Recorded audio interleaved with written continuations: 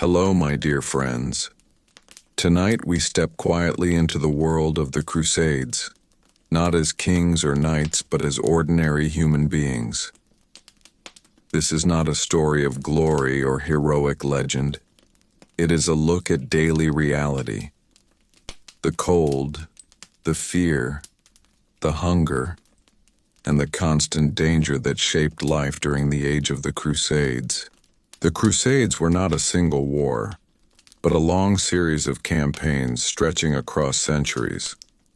They took place in a world without modern medicine, without reliable food supply, without safety, and without clear information. Most people who lived through this age were not warriors by choice. They were farmers, pilgrims, servants, craftsmen, and children, caught inside a violent system they did not control. To understand why survival was so difficult, we must first understand the environment. Travel itself was deadly. Roads were unsafe. Journeys took months or years. Disease spread faster than news. A single cut could end a life. Clean water was rare. Hunger followed armies everywhere. If you were alive during the Crusades, your day would begin without certainty. You would not know if food would arrive. You would not know if violence would reach your village. You would not know if sickness had already entered your body. Survival depended less on strength and more on luck. The idea of protection was limited. Armor was rare. Shelter was temporary. Cities changed hands repeatedly. When control shifted, civilians suffered first. There were no safe zones, no neutral spaces. Faith, language, or birthplace could make you a target. The crusading world was loud with belief but quiet with care. People believed deeply in divine purpose, yet daily life offered little mercy. Faith explained suffering, but it did not reduce it. People endured because there was no alternative. This age demanded endurance from bodies that were already weak from malnutrition and disease. Children grew up quickly. Adults aged early. Death was common and familiar. Mourning was brief because survival required constant movement forward. From a historical perspective, the Crusades were not an age designed for human comfort. They were an age of pressure on bodies, minds, and communities. Most people did not live through the Crusades. They endured them, one uncertain day at a time. As this first part settles into calm reflection, imagine waking in a world where danger is ordinary, safety is temporary, and survival is never guaranteed. This is the world we are about to walk through, slowly and quietly. Food was the first and most constant enemy during the age of the Crusades. Long before swords were raised or battles were fought, hunger had already weakened most people. Daily survival depended on unreliable harvests, fragile supply lines, and constant movement. There was no stable system to guarantee food, especially during wartime. For ordinary people living in villages, farming was already difficult. Weather could destroy crops without warning. Armies marching through the land trampled fields, stole grain, and burned storage barns. Even if a village was not attacked directly, the presence of soldiers nearby could mean starvation. Food was taken as necessity, not cruelty. For those traveling with crusading armies, hunger was even more severe. Soldiers, pilgrims, servants, and families moved together in massive numbers. Supplying food for these groups was nearly impossible. Armies depended on whatever they could find along the way. When land was empty or already stripped bare, people simply went without eating. Meals, when available, were small and repetitive. Bread was the main food, but even bread was scarce. It was often made from poor grain, mixed with dirt or husks. Meat was rare and usually spoiled by the time it was eaten. Fresh vegetables were almost non-existent during long marches.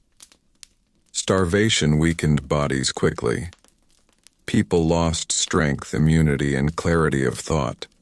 Small injuries became fatal because the body could not heal.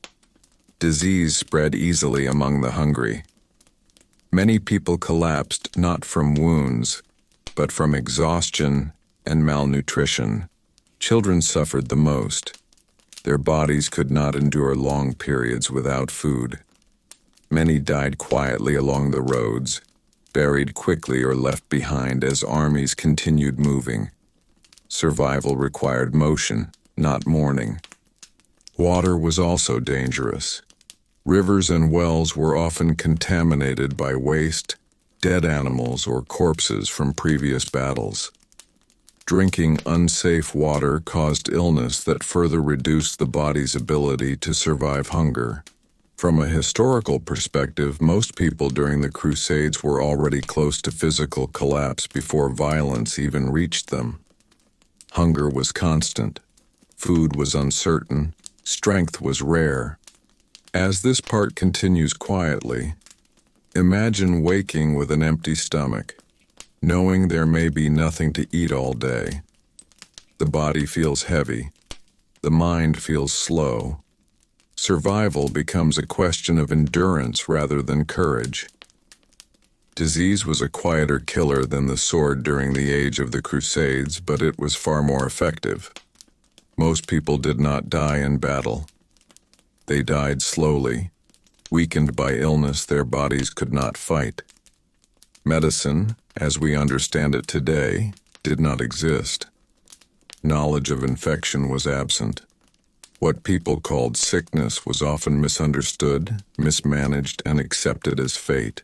Crowded conditions made disease unavoidable. Crusading armies moved like living cities. Thousands of bodies slept close together. Waste accumulated nearby. Animals, people, and food shared the same space. In this environment, illness spread faster than any army could march. Even a small cut was dangerous. Without understanding of bacteria, wounds were rarely cleaned properly. Dirt entered open skin. Infection followed. What began as a minor injury could turn into fever, swelling, and death within days. Amputation was rare and often fatal on its own. Common illnesses were everywhere. Dysentery, caused by contaminated water. Weakened bodies through dehydration and exhaustion. Fevers spread quickly. Respiratory infections thrived in cold, damp camps. Parasites lived in clothing and hair, draining strength slowly over time. There were no antibiotics. Herbal remedies existed, but their effects were limited. Bloodletting was a common treatment, often weakening already starving bodies. What was meant to heal often caused greater harm. Disease did not care about belief or bravery. Pilgrims who never lifted a weapon died beside soldiers hardened by battle. Children, elderly people, and the already weak were especially vulnerable. But even the strong fell quickly once illness took hold. Cities under siege became centers of sickness. Overcrowding, lack of clean water, and fear created perfect conditions for outbreaks. Many cities surrendered not because of military defeat, but because disease destroyed defenders from within. From a historical perspective, surviving the Crusades required more than avoiding violence. It required a body strong enough to resist illness in a world designed for infection. Most people did not have that strength. As this part settles into quiet reflection, imagine a camp at night. Fires burn low. People cough in the darkness. Fever spreads silently from body to body. No battle is needed. Death moves on its own. Sleep during the age of the Crusades was rare, shallow, and unreliable. Most people did not rest in safety or comfort. They slept wherever movement stopped, often on cold ground, exposed to weather, noise, and fear. The body never fully recovered. Exhaustion accumulated slowly, weakening both mind and strength. For those traveling with armies, nights were unpredictable. Camps shifted constantly. Guards remained alert. Sounds of movement, animals, coughing, and whispered fear filled the darkness. Deep sleep was impossible. People woke often, startled by noises or alarms. This constant interruption drained the body. Shelter was minimal. Tents were scarce. Many slept under open skies. Rain soaked clothing. Cold stiffened joints. Heat caused dehydration. There was no stable environment for rest. Even when sleep came, it was light and brief. Exhaustion affected judgment. Tired people made mistakes. They stumbled, dropped weapons, misunderstood orders, and reacted slowly. In battle, exhaustion was as dangerous as enemy steel. Outside battle, it weakened immunity, making illness more deadly. Marching worsened fatigue. Crusading journeys involved long walks under heavy loads. Armor, supplies, and personal belongings weighed down already malnourished bodies. Feet blistered, muscles failed. There was little opportunity to stop. Falling behind could mean death. Civilians suffered the same exhaustion. Fleeing villages, hiding in forests, or sheltering in overcrowded cities left little chance for rest. Fear kept people awake. Sleep became another casualty of war. From a historical perspective, exhaustion was one of the greatest enemies during the Crusades. A rested body could endure hunger and sickness longer. A tired body collapsed quickly. As this part continues quietly, imagine lying on hard ground, eyes heavy, listening for danger. Sleep comes briefly, then breaks again. Morning arrives before the body has recovered. The day begins weaker than the last. Fear during the age of the Crusades was not a sudden emotion. It was constant. It did not arrive only during battle. It lived in the background of every day, shaping thought, movement, and behavior. People did not ask whether danger was coming. They assumed it already was. The source of fear was uncertainty. No one knew when violence would appear. Armies moved without warning. Cities changed hands quickly. Alliances shifted. Rumors traveled faster than truth. A peaceful morning could end in destruction by nightfall. This unpredictability kept minds in a state of permanent alert. For civilians, fear was deeply personal. A knock at the door could mean soldiers demanding food, shelter, or obedience. Refusal could bring punishment. Compliance could bring ruin. There was no safe choice. Even hiding carried risk. Forests were dangerous. Roads were worse. Children grew up inside this fear. There was no separation between adult danger and childhood safety. Young minds absorbed violence, hunger, and loss as normal. Trauma was not recognized or treated. It was carried silently and passed forward. For those traveling with crusading forces, fear took another form. Marching into unknown lands meant constant threat from ambush, disease, and betrayal. Sleep was shallow because the mind never rested. Even during quiet moments, fear lingered, waiting. Trauma accumulated slowly. There was no language to describe it, no concept of mental recovery. People witnessed death repeatedly. Friends disappeared. Bodies were left behind. Grief was brief because survival required movement. Unprocessed loss weighed heavily on the mind. Religion shaped how fear was understood. Many believed suffering was divinely ordained. This belief offered explanation, but not relief. It allowed people to endure fear without questioning its purpose. Fear became part of spiritual trial rather than something to escape. Fear affected decision-making. People followed leaders blindly because hesitation felt more dangerous. Crowds moved together because isolation felt fatal. Individual judgment weakened under constant pressure.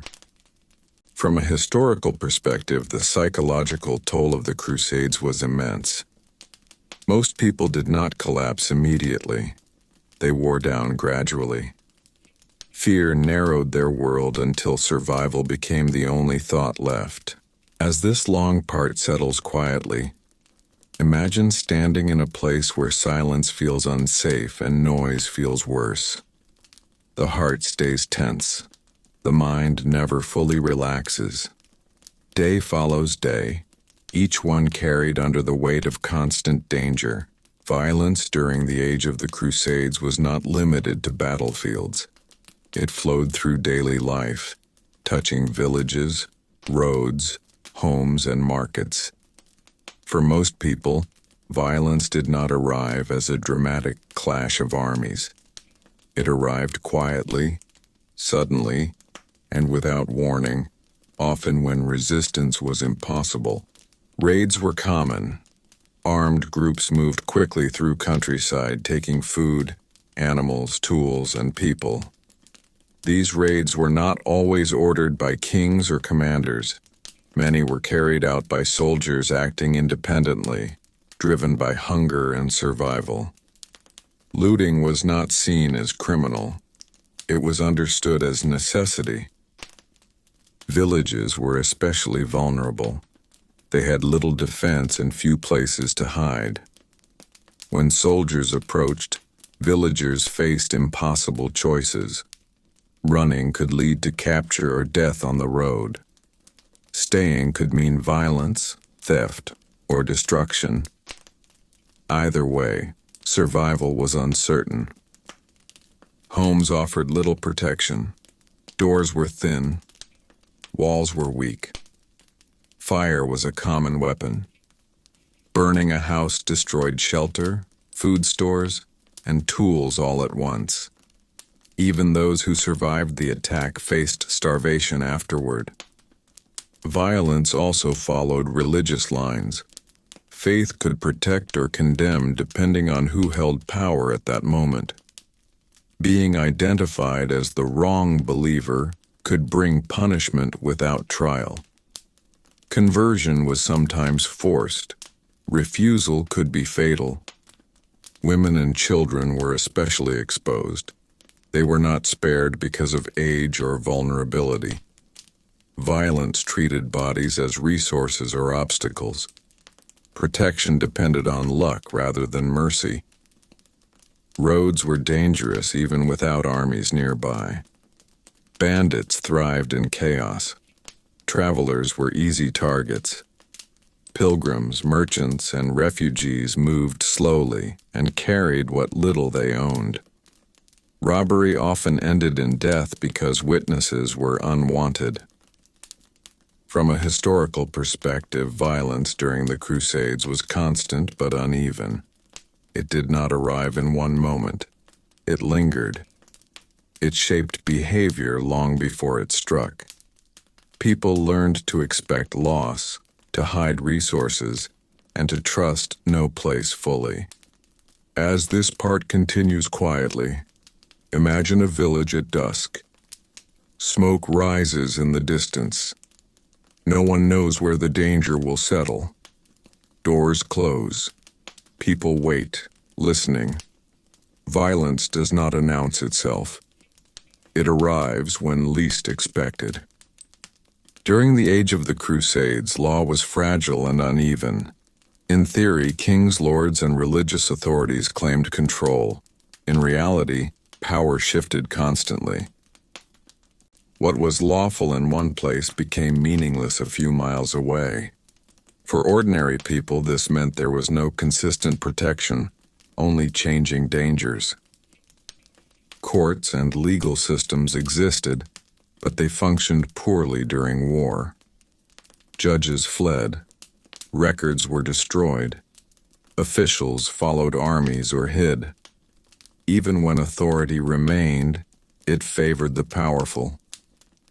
Peasants, travelers, and refugees rarely received justice. Survival depended on obedience, not rights. When armies passed through, law dissolved completely. Soldiers answered to commanders who often lacked control. Discipline broke down quickly under hunger and fear. Crimes committed by armed men were rarely punished.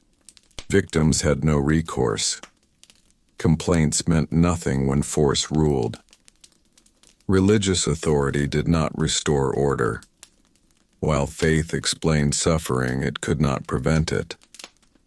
Different religious leaders claimed legitimacy, often contradicting each other. Ordinary people were left confused, unsure whose rules applied. This uncertainty deepened fear. Property meant little without enforcement. Land could be seized, homes could be occupied, food could be taken. Ownership was temporary and dependent on strength.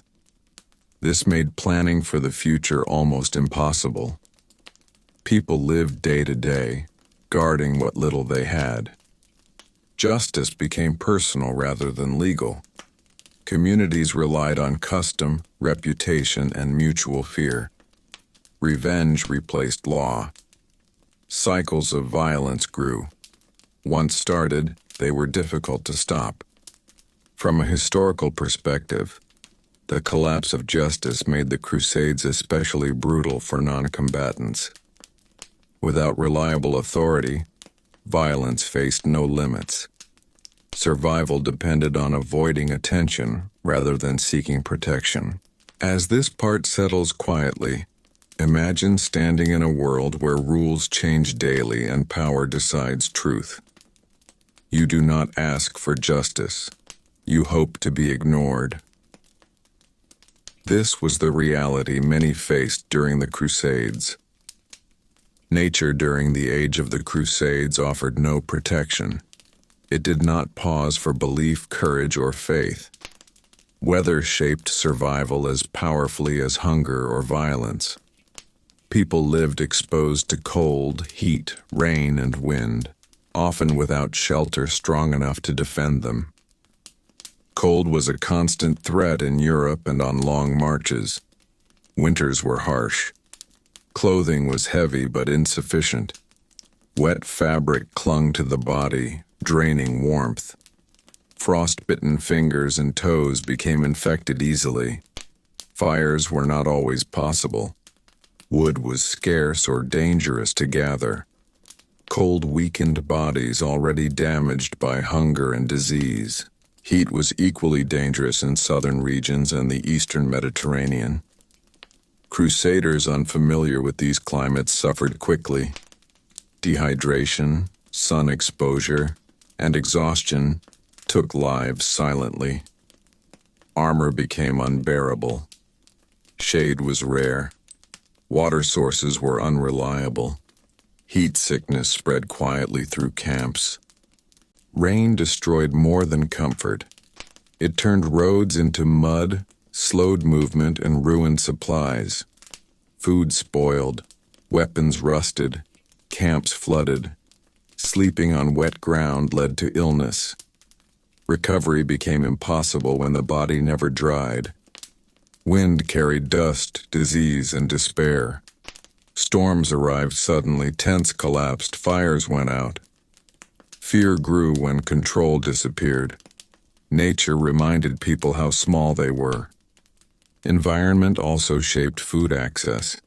Drought caused famine. Floods destroyed crops. Armies moving through damaged land left nothing behind. Even those who escaped violence faced starvation afterward. From a historical perspective, Nature was not neutral. It punished movement, exposure, and instability. During the Crusades, people lived without protection from environment. Survival depended on endurance, luck, and timing. As this part continues quietly, imagine standing under open sky. Cold bites, heat presses, rain falls. There is nowhere to hide. Nature does not choose sides. It simply continues. Religion during the age of the Crusades was not a private comfort. It shaped decisions, movement, fear, and survival. Faith explained the world when reason could not. For many, belief offered meaning in suffering. For others, it became another source of danger. People believed deeply that events were guided by divine will. Hunger, illness, and death were often interpreted as tests or punishment. This belief helped people endure hardship without collapsing into despair. When suffering had meaning, it felt survivable, even if it was painful. At the same time, belief pushed people into danger. Many joined crusades not out of choice but obligation. Refusing a call framed as holy could bring shame or suspicion. Faith demanded action, even when action meant death. Religious identity also marked bodies. Clothing, language, prayer, and custom could reveal belief instantly. In contested regions, this visibility was dangerous. Being recognized as the wrong faith could lead to violence without warning. Faith shaped how fear was managed. People prayed rather than fled. They trusted destiny rather than preparation. This sometimes brought calm, but it also reduced caution. Faith did not protect against disease or violence. It explained them after they happened. Clergy offered guidance but not safety. Religious leaders traveled with armies, blessing violence while preaching restraint. Ordinary people lived inside this contradiction. Faith promised salvation, not survival. From a historical perspective, religion was both anchor and storm. It steadied minds while shaking bodies. It gave courage while demanding sacrifice. During the Crusades, belief was inseparable from danger.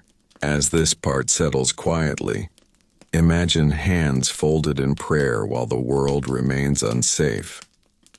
Faith brings calm to the heart, but the body still stands exposed. Belief comforts, even as danger remains close.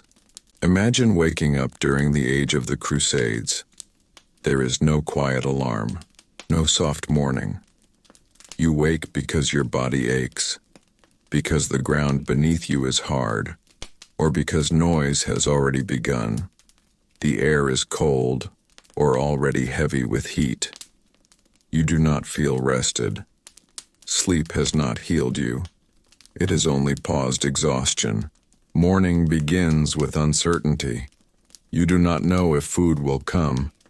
If there is bread, it is shared carefully, broken into small pieces. Hunger does not leave after eating. It dulls slightly, then returns. Water is drunk cautiously, even when thirst is strong, because illness often follows.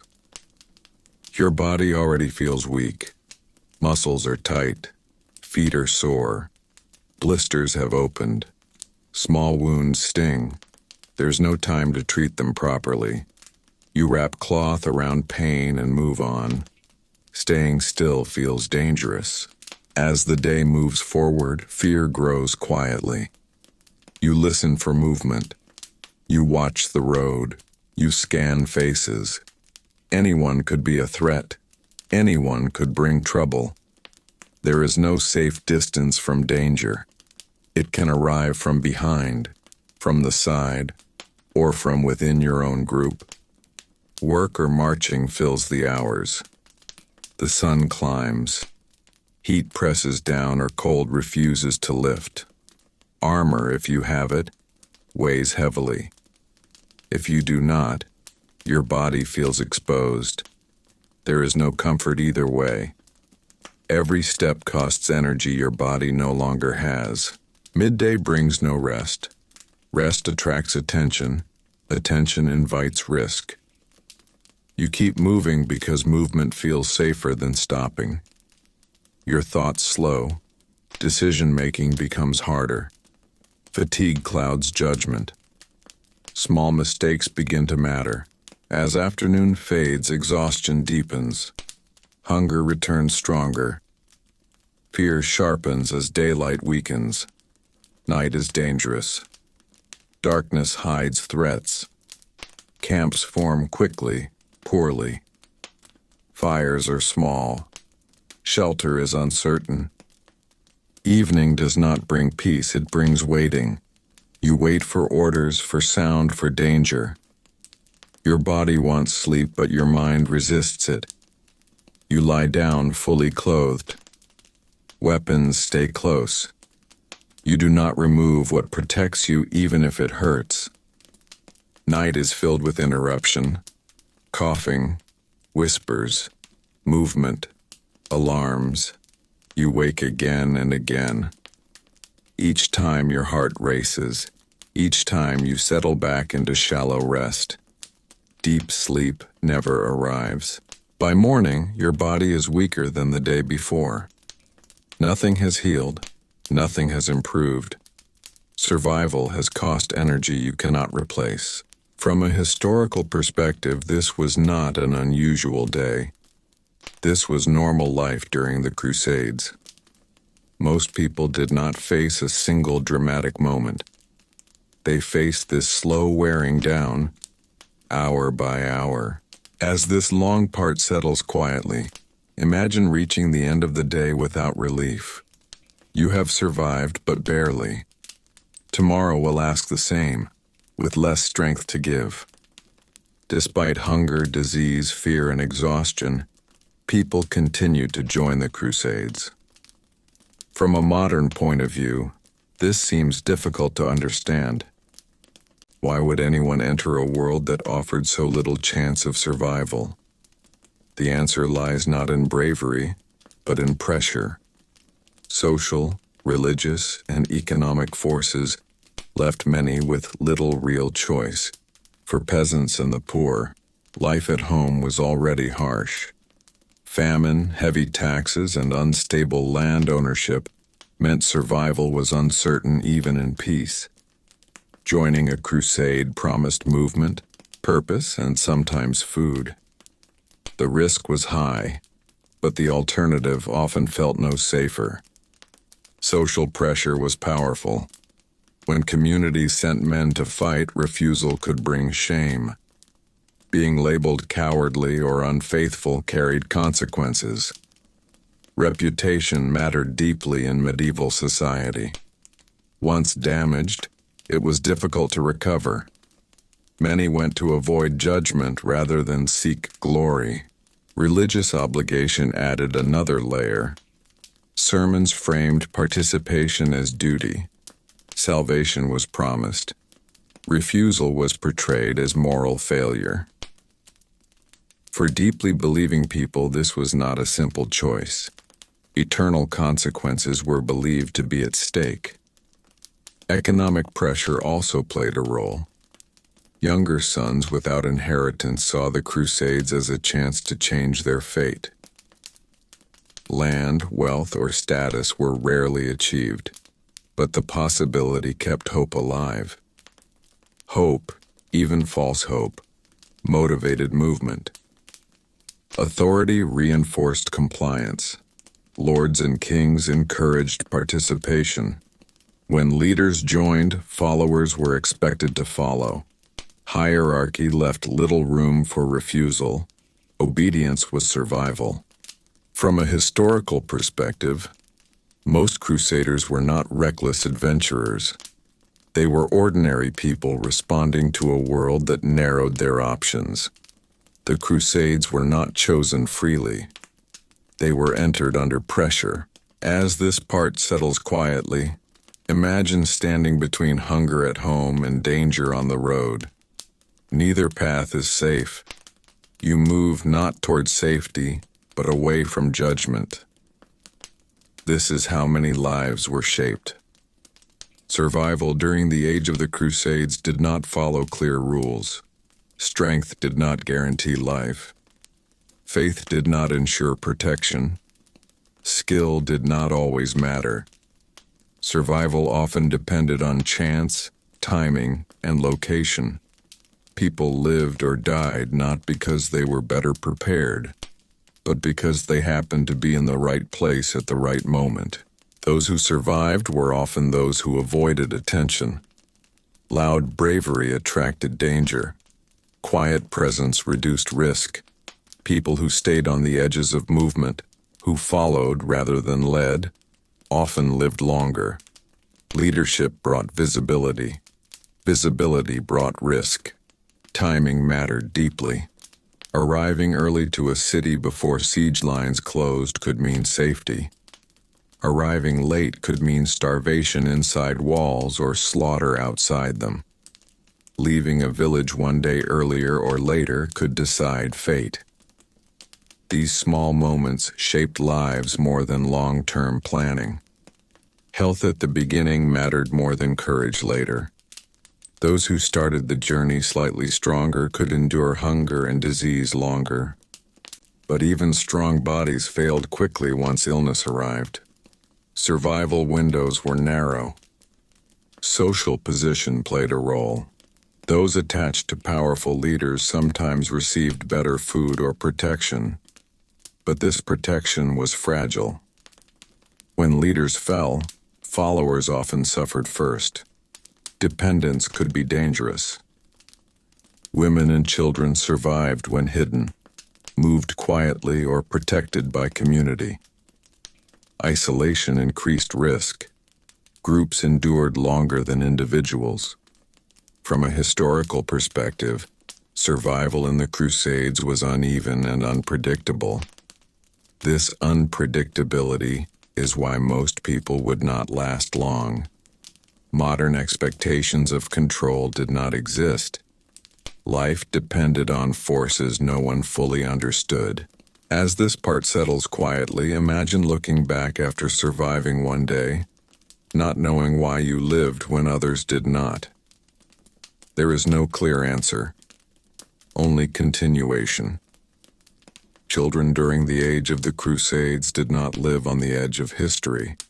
They lived inside it. War did not wait for adulthood. It entered childhood early, shaping bodies and minds before they were ready.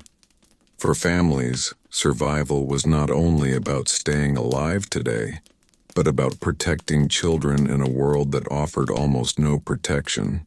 Many children traveled with crusading groups. Some were brought by parents who had no safe place to leave them. Others followed because movement was the only option left. Roads filled with families, not just soldiers. These children walked long distances on weak legs, carrying hunger and fear they could not understand. Illness spread quickly among the young. Their bodies could not endure contaminated water, poor food, or exposure to weather. Many died quietly along the way. There were no hospitals for them, no special care. Loss became common enough that mourning was brief. Movement continued. Those left behind did not fare better.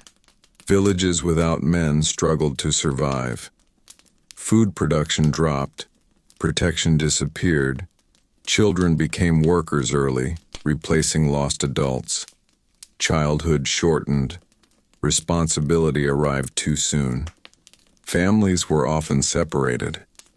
Parents died. Children were captured, displaced, or absorbed into other households. Identity blurred. Memory fractured.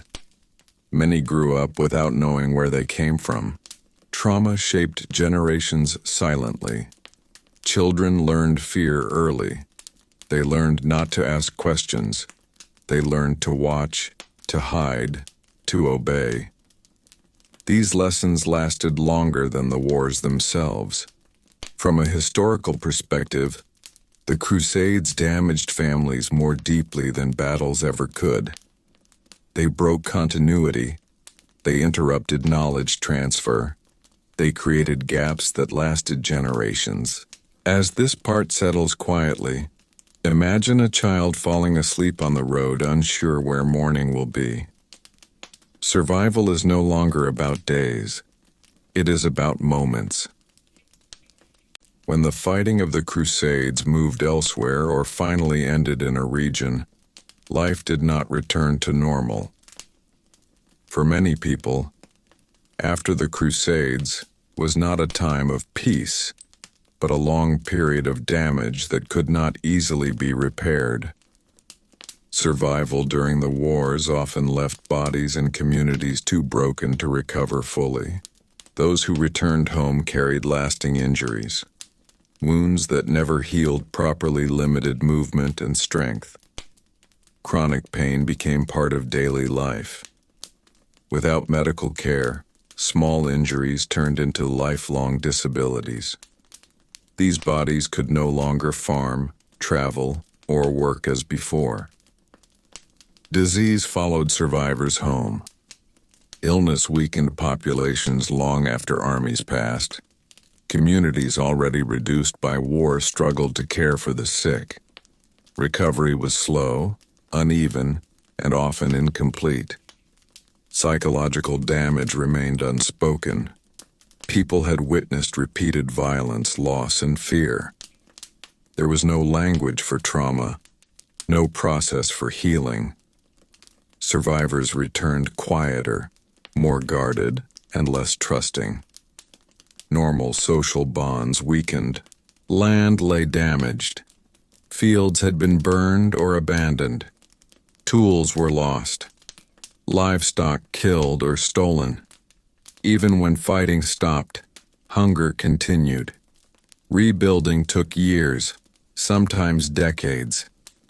Many never recovered what was lost. Families remained fragmented. Some members never returned. Others returned changed. Roles shifted permanently. Children raised during war carried habits of fear and restraint into adulthood.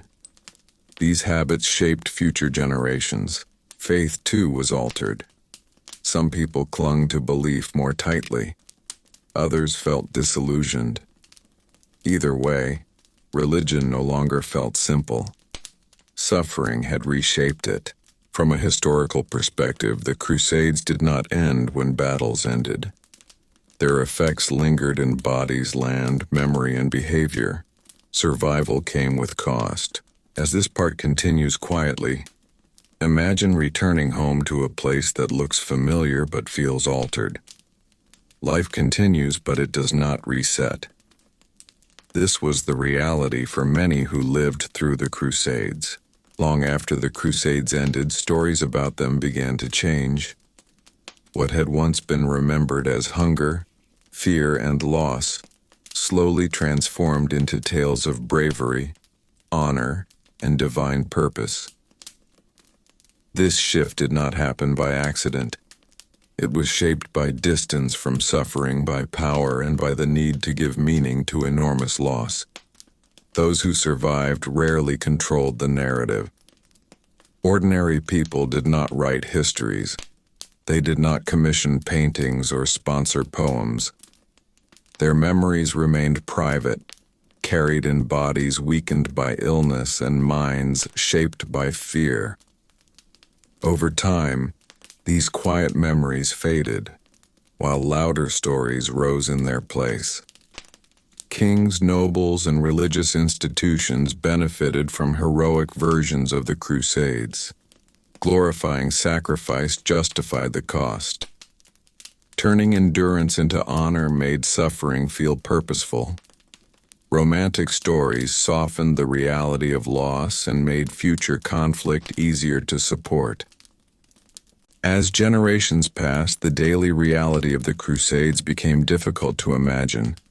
Hunger without choice, fear without pause, exhaustion without rest.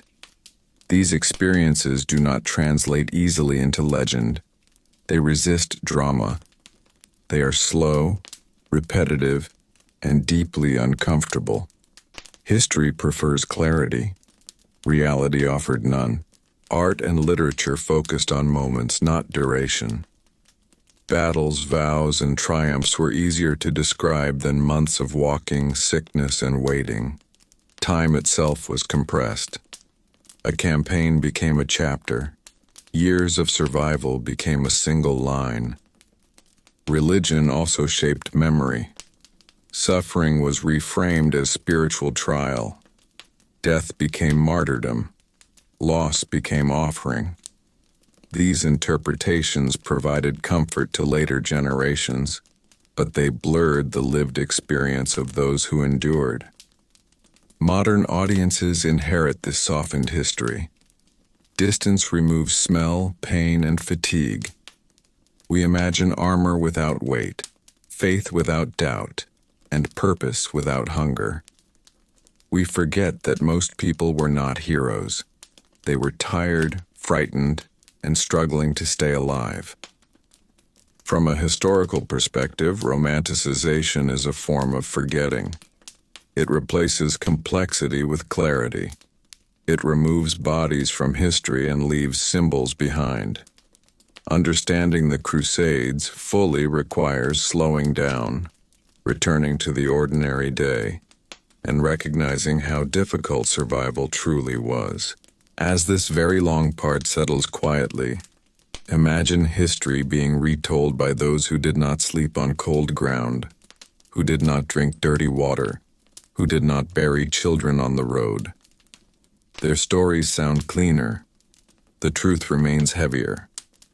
When all the pieces of life during the Crusades are placed together, a clear picture forms. Survival was not challenged by one danger, but by many working at the same time. Hunger weakened the body. Disease followed hunger. Exhaustion followed disease. Fear followed exhaustion. Violence arrived when the body and mind were already failing.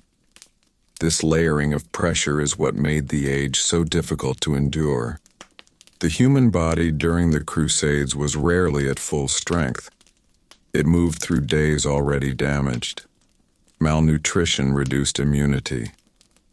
Poor sleep slowed healing. Small wounds became large problems. Recovery rarely happened. Each day took something away that could not be replaced. The mind suffered alongside the body. Constant alertness drained focus. Uncertainty narrowed thought. Loss went unprocessed. There was no space to pause, reflect, or heal. Fear became background noise, shaping behavior quietly but constantly. Over time, this mental strain reduced decision-making and resilience. Environment added another layer. Cold, heat, rain, and terrain punished movement. Nature did not adjust to human need. It demanded endurance without offering relief. People lived exposed, adapting moment by moment to conditions that changed without warning. Belief provided meaning but not protection. Faith explained suffering and helped people endure it, yet it also demanded action that increased risk.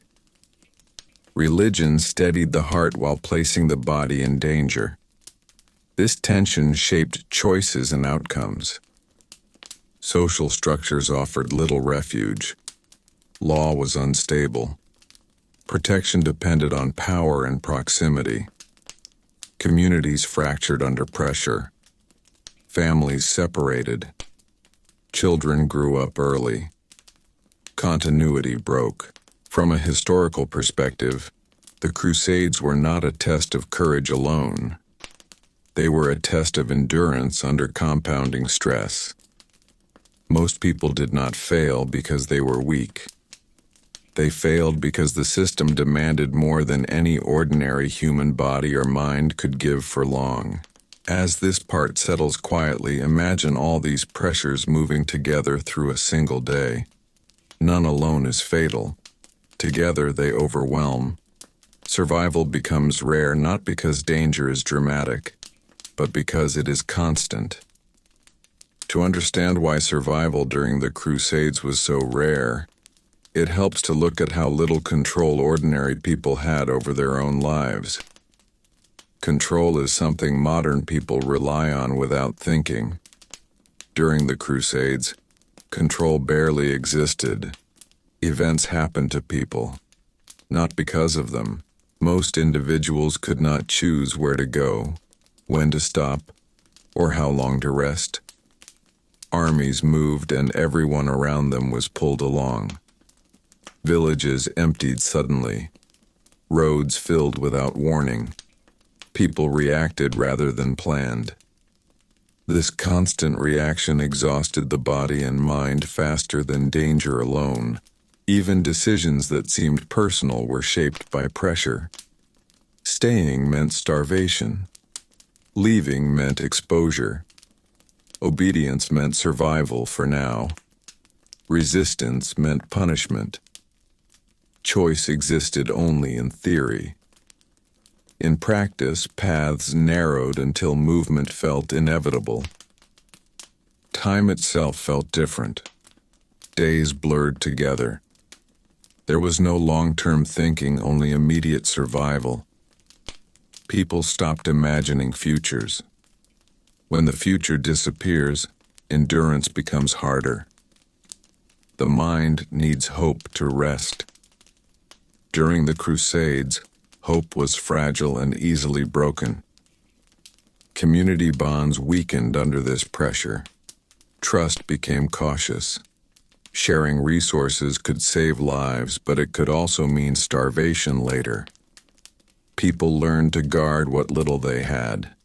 Isolation increased even among crowds. Survival became individual even when surrounded by others.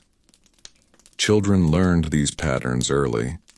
They watched adults obey, flee, and endure. They absorbed fear and caution before understanding words. This shaped generations that followed, long after crusading armies moved on. From a historical perspective, this loss of control explains why modern people would struggle so quickly. We are not trained to live without certainty. The crusading world offered none. It demanded endurance without reassurance. As this part continues quietly, imagine living 1 hour at a time, not knowing where you will sleep, eat, or be safe. The body moves forward, but the mind carries constant strain. This was normal life in the age of the Crusades. During the age of the Crusades, identity was fragile. The idea of a fixed nationality, a clear homeland, or a stable sense of belonging did not exist in the way it does today. Constant movement, war, and displacement slowly broke down how people understood who they were and where they belonged. Most ordinary people identified themselves by village, family, or faith rather than nation. When villages were destroyed or abandoned, identity weakened. When families were separated, memory fractured. People became travelers without roots, carrying only fragments of who they once were. Language marked identity, but it also created danger. Speaking the wrong dialect or accent could expose someone as an outsider. Outsiders were distrusted. In contested regions, distrust could lead to violence. Many learned to stay silent, letting identity blur rather than stand out. Faith remained a strong marker, but even faith could become unstable. Forced conversions, mixed communities, and shifting power meant belief was sometimes hidden or adapted. Identity became flexible, not out of choice, but necessity. Survival required blending in. Clothing also changed meaning. What you wore could signal loyalty or threat. People adjusted appearance to avoid attention. Identity became something worn lightly, changed when needed, and hidden when dangerous. Children raised during the Crusades grew up without fixed belonging. They moved between regions, households, and cultures. Many never returned to where they were born. Their sense of self formed around survival rather than place. From a historical perspective, constant war dissolved identity slowly. People did not lose themselves in one moment. They adapted piece by piece until identity became secondary to staying alive. As this part continues quietly, imagine walking through lands where no place feels fully yours. Names change, borders shift. You move forward carrying only what helps you survive. As the Crusades stretched on year after year, time itself began to feel different for those living inside them.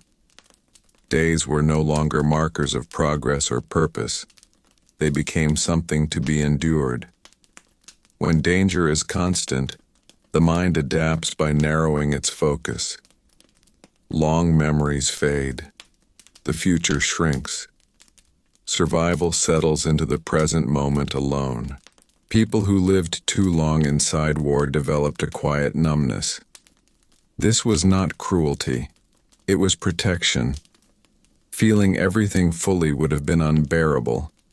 Loss followed loss. Villages vanished. Friends disappeared. Grief repeated itself until it lost sharpness. Emotion did not disappear, but it dulled. Memory became selective. Painful details blurred. Events merged together. People remembered outcomes more than moments. Who survived? Who did not? Where food was found? Where danger waited? Memory became practical rather than emotional. This numbness shaped behavior. People reacted slowly to tragedy. They moved on quickly from loss. Outsiders sometimes saw this as hardness.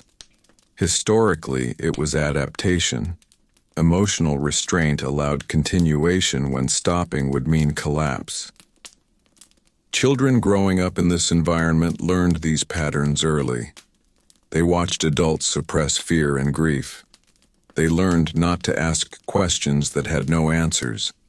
Emotional expression narrowed. Survival required focus.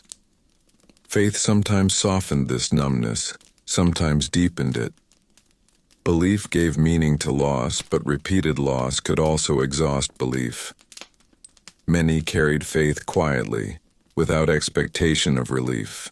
From a historical perspective, living through the Crusades reshaped how people felt time, memory, and emotion. Long exposure to danger changed the human experience itself. People did not emerge unchanged. They adapted in ways that allowed survival, not comfort. As this part continues quietly, imagine time passing without milestones. Days blend. Loss becomes familiar. The heart grows quiet, not because it feels nothing, but because it has learned to endure too much. As the Crusades continued across generations, they quietly changed what people expected from life itself. Expectations lowered slowly, almost without notice. Safety became rare enough to feel unusual.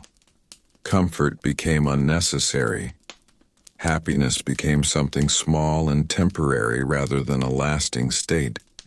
Before the Crusades, life was already difficult, but people still imagined stability. A village might last for generations. Seasons followed patterns. Family land could be inherited. During the crusading centuries, this sense of continuity weakened. Nothing felt permanent. When permanence disappears, expectations shrink. People stopped expecting protection from authority. Kings were distant. Lords were unreliable. Laws shifted with power. Communities learned not to depend on justice or rescue. Survival became a personal responsibility shaped by caution and obedience rather than trust. This shift affected daily behavior. People planned less for the future and more for the present. Long-term dreams faded. Marriage, children, and work were approached with restraint. Emotional investment became careful. Loving deeply meant risking deep loss. Joy still existed, but it was brief and contained. Celebrations were smaller. Hope was quieter. People learned not to expect life to improve. Expectation itself felt dangerous because disappointment was almost guaranteed. Children raised in this environment inherited these lowered expectations. They grew into adults who accepted hardship as normal. Safety felt temporary. Peace felt fragile. This mindset did not disappear when wars ended. It lingered, shaping how later generations understood life. From a historical perspective, the Crusades did not only kill bodies, they reshaped psychology. They taught people to live with less expectation of comfort, fairness, or happiness. Endurance replaced aspiration. As this long part continues quietly, imagine a world where survival is enough, where waking up is success, where expecting more feels risky. This was the mental landscape shaped by the Crusades. The lowered expectations shaped by the Crusades did not disappear when fighting moved elsewhere. They settled into medieval society and quietly influenced how people lived long afterward. Survival became the standard by which life was measured. Anything beyond that felt uncertain, even undeserved. Communities rebuilt slowly, but they rebuilt with caution. Villages were smaller. Houses were simpler. People avoided excess because excess attracted attention. Attention could bring danger. This mindset shaped architecture, farming choices, and daily routine. Life became deliberately modest. Authority was viewed with distance. Rulers were obeyed but rarely trusted. Loyalty existed, but it was restrained. People learned not to expect protection or fairness. Obedience was safer than hope. This shaped how medieval societies functioned, emphasizing order over well-being. Family structures adapted as well. Emotional restraint became normal. Love existed, but it was careful. Parents protected children by teaching caution rather than optimism. Marriage was practical. Security mattered more than happiness. Religion continued to offer meaning, but expectations shifted. Faith promised salvation after death, not comfort during life. People accepted suffering as normal rather than temporary. This acceptance stabilized society but limited emotional expression. Economic life reflected the same pattern. People worked to survive, not to prosper. Risk was avoided. Innovation slowed. Stability, even poor stability, felt safer than change. From a historical perspective, the Crusades quietly reshaped medieval life by teaching people to expect less. This did not make them weak. It made them adaptable. They learned how to live within narrow margins and uncertain futures. As this part continues quietly, imagine a society rebuilding without celebration, moving forward without confidence, surviving without expectation of ease. This was the world shaped in the long shadow of the Crusades. As this long journey through the age of the Crusades slowly comes to rest, what remains is not the clash of armies or the noise of battle, but the quiet weight carried by ordinary lives. History often remembers banners, leaders, and victories. Yet the true story lived in hunger, fear, exhaustion, and endurance repeated day after day. The Crusades were not an age designed for survival. They were an age that demanded more than the human body and mind could comfortably give. Most people did not fail because they lacked courage or faith. They failed because the world around them removed rest, safety, certainty, and control all at once. Those who lived through this time adapted by lowering expectations, narrowing hope, and learning to endure without comfort. Survival itself became success. Peace became temporary. Stability became fragile. These lessons shaped medieval society long after the fighting moved on. Understanding this history is not about judgment. It is about clarity. It reminds us that life in the past was not harder because people were stronger, but because they had no alternative. Endurance was not heroic. It was necessary. As the night grows quiet, imagine these stories settling back into time. Camps grow silent, roads empty, memory softens. What remains is understanding.